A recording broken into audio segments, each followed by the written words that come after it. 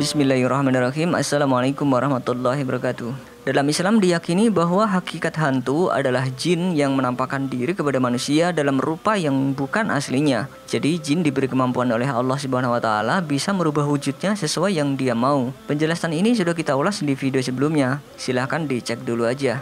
Di YouTube kita sering melihat video-video seorang YouTuber yang lagi mengejar hantu, memakinya atau bahkan melecehkannya. Tapi apakah di video itu benar-benar hantu atau cuma rekayasa? Coba tanyakan saja pada mereka. Karena kalau itu cuma rekayasa untuk hiburan semata, kita sih no comment aja ya. Tapi kalau itu benar hantu, maka kita sebagai umat Islam dilarang menghinanya. Karena jelek-jelek begitu, dia cuma hantu. Tapi ya jangan dijelek-jelekin juga ya. Jangan gitulah, kita enak jadi makhluk paling sempurna. Lah mereka bisa apa? Yolah kita bahas. Kita bahas dari hantu lokal Indonesia dulu ya, karena ini urgent banget nih untuk diketahui. Keyakinan masyarakat kita ini cenderung percaya pada takhayul dan mitos orang zaman dulu yang pernah mengatakan kalau pocong, kuntilanak, sundel bolong dan sebagainya itu merupakan arwah atau jelmaan roh yang telah meninggal kemudian bergentayangan di dunia. Kesimpulan ini tentu tidak benar karena tidak didukung dalil yang jelas dan roh orang yang telah meninggal terhalang oleh barzah atau dinding sampai hari kebangkitan. Demikianlah keadaan orang-orang kafir itu hingga apabila datang kematian kepada seseorang dari mereka, dia berkata, "Ya Tuhanku, kembalikanlah aku ke dunia agar aku berbuat amal soleh terhadap yang telah aku tinggalkan." Sekali-kali tidak, sesungguhnya itu adalah perkataan yang diucapkannya saja dan di hadapan mereka ada dinding sampai hari mereka dibangkitkan. Quran Surat Al-Mu'minun ayat 99-100.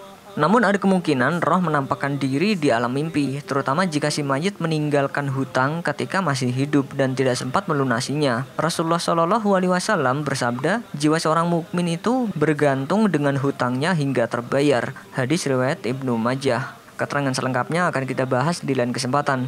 Video ini juga tidak mengingkari adanya pocong dan kawan-kawannya itu, tapi hanya untuk meluruskan kalau memang ada pocong, itu bukanlah roh dari orang yang telah meninggal, melainkan jin yang menampakkan diri dengan berubah wujud. Makanya jangan mau kalau disuruh-suruh, enak aja, siapa dia?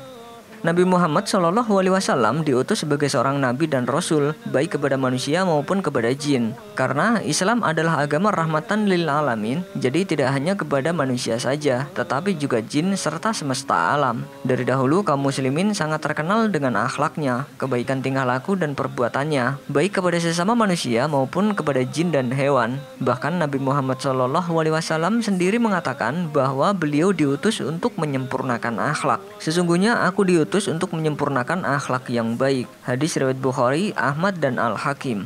Sesungguhnya Allah Maha Pemurah, menyukai kedermawanan dan akhlak yang mulia serta membenci akhlak yang rendah atau hina. Hadis riwayat Al-Hakim.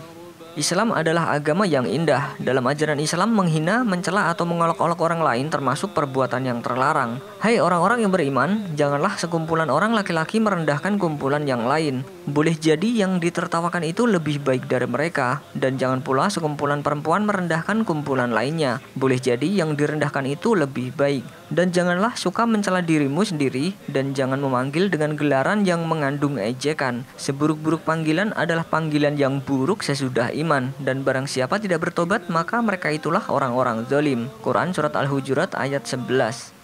Jangankan kepada sesama manusia, Nabi SAW melarang kita menghujat hewan. Sebagaimana tertuang dalam hadis, pada suatu malam kami bersama Nabi SAW. Tiba-tiba nyamuk-nyamuk menyakiti kami dan kami menghujatnya. Kemudian Nabi SAW berkata, janganlah kalian menghujat nyamuk-nyamuk itu, karena sebaik-baik hewan adalah yang bisa mengingatkan kalian untuk zikir pada Allah. Pada malam itu kami bisa bertahajud.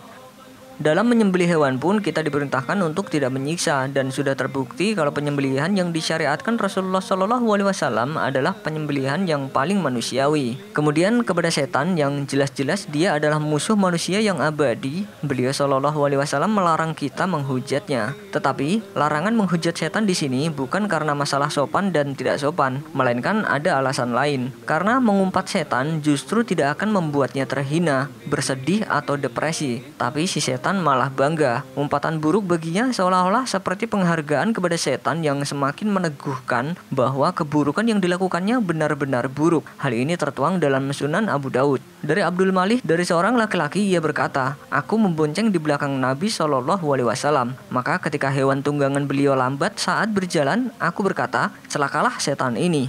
Beliau SAW lalu bersabda, janganlah engkau berkata celakalah setan ini, sebab jika engkau berkata seperti itu, ia akan semakin besar hingga seperti rumah, seraya berkata demi kekuatanku. Tetapi hendaklah engkau katakan bismillah. Jika engkau ucapkan itu, maka setan akan semakin mengecil hingga seperti lalat. Hadis riwayat Abu Daud.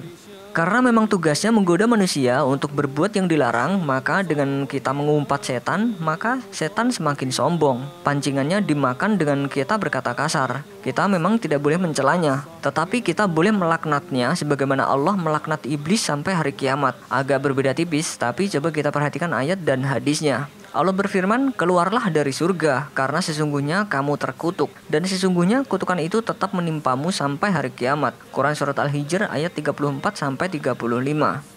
Kemudian dalam hadis dari Abu Ad-Darda, dia berkata, Rasulullah SAW berdiri, lalu kami mendengarnya berkata, aku berlindung kepada Allah dari kejahatanmu. Lalu beliau mengucap ucapan ini sebanyak 3 kali. Aku melaknatmu dengan laknat Allah, dan beliau membentangkan tangannya seakan sedang menerima sesuatu.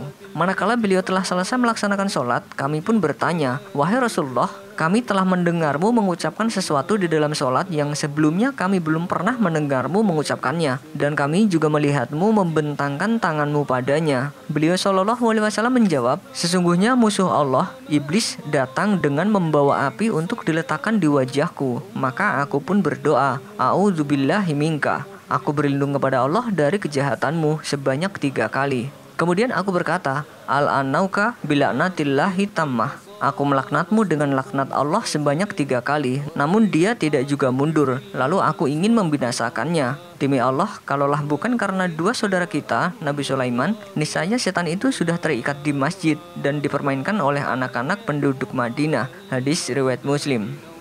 Kisah ini bisa dijadikan dalil bolehnya melaknat setan, karena jelas kondisi Nabi SAW sedang dalam keadaan yang sangat terancam, di mana iblis akan membakar wajah beliau SAW. Tetapi jika hanya terjadi kecelakaan atau hal lain akibat ulah setan, seperti misalnya ada bisikan yang membuat hati kita ragu, maka yang disyariatkan bagi seorang mukmin adalah memohon perlindungan kepada Allah dengan membaca ta'awudz. Dan jika setan mengganggumu dengan suatu gangguan, maka mohonlah perlindungan kepada Allah. Sesungguhnya dialah yang maha mendengar lagi maha mengetahui. Quran Surat Fussilat ayat 36. Doanya seperti yang tertuang dalam Al-Quran Surat Al-Mu'minun ayat 97-98. Dan katakanlah, ya Tuhanku, aku berlindung kepada Engkau dari bisikan-bisikan setan, dan aku berlindung pula kepada Engkau ya Tuhanku dari kedatangan mereka kepadaku. Begitu juga ketika sholat, jika diganggu setan maka diperintahkan untuk memohon perlindungan kepada Allah dan meludah ringan ke kiri sebanyak 3 kali. Utsman bin Abu al-As datang kepada Nabi SAW lalu bertanya, ya Rasulullah, aku sering diganggu setan dalam sholat sehingga bacaanku menjadi kacau karenanya. Bagaimana itu? Maka bersabda Rasulullah SAW, ya, yang demikian itu memang gangguan setan yang dinamakan kanzab. Karena itu bila engkau diganggunya, maka segeralah mohon perlindungan kepada Allah dari godaannya. Sesudah itu meludah ke sebelah kirimu 3 kali. Kata Utsman, setelah kulakukan yang demikian, maka dengan izin Allah, godaan seperti itu hilang. Hadis riwayat Muslim.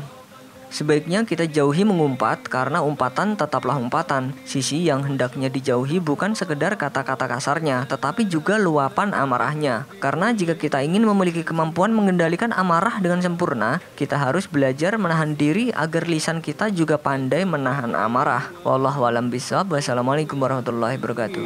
اجبر قلوبا بذكر الله ترتاح اجبر قلوبا بذكر الله ترتاح